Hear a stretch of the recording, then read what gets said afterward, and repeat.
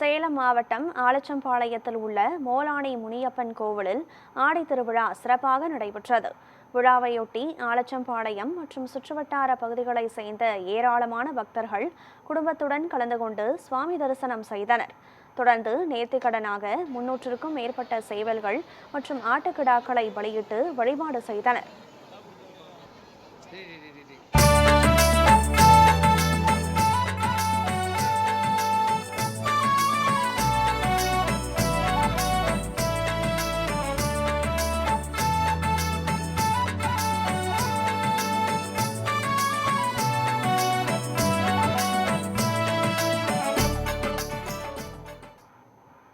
தருமபுரி மாவட்டம் கெரக்கோட அள்ளியில் உள்ள அஷ்டவராகி அம்மன் கோயிலில் ஆஷாட நவராத்திரி விழா வெகு விமர்சையாக நடைபெற்றது.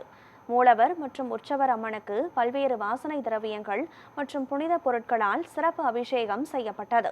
தொடர்ந்து வண்ணமயமான காய்கனிகளால் அலங்கரிக்கப்பட்ட அஷ்டவராகி அம்மன் பக்தர்களுக்கு அருள்வாளித்தார். பின்னர் மகா தீபாராதனை நடைபெற்ற நிலையில் சுற்றுவட்டார பகுதிகளிலிருந்து திரளான பக்தர்கள் கலந்து கொண்டு அம்மனை தரிசனம் செய்தனர்.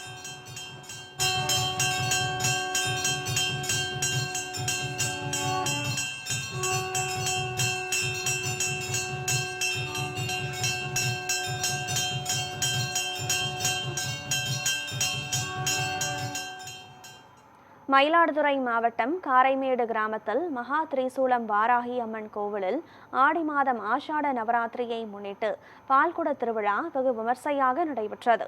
விழாவை முன்னிட்டு சூரக்காடு மாரியம்மன் கோவிலிலிருந்து பக்தர்கள் பால்குடம் எடுத்து மேளதாளங்கள் முழங்க வான வேடிக்கையோடு ஊர்வலமாக கோவிலை வந்தடைந்தனர்.